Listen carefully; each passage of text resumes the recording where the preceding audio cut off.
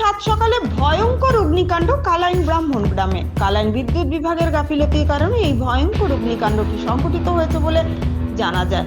উল্লেখ্য, স্থানীয় ব্যবসায়ী আব্দুল সামাদ তাপাদারের টায়ার রিসুলের ব্যবসা প্রতিষ্ঠানের উপর দিয়ে একটি বৈদ্যুতিক এসটি ও এলটি লাইনের শর্ট সার্কিট হয় এবং এর থেকে অগ্নিপাতের সূত্রপাত হয়। আগুনটি ধীরে ধীরে ভয়াবহ রূপ ধারণ করে। তারপর আগুনটি আব্দুল সামাদ তাপাদারের টায়ারের দোকানের সমস্ত মেশিন ইত্যাদি পুড়ে ছাই করে দেয়।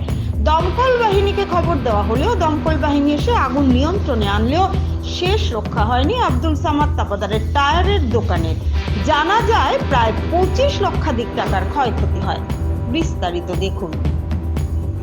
ইমরুল হোসেন বড়ভূঁইয়ার রিপোর্ট, আসাম প্রাইম নেটওয়ার্ক।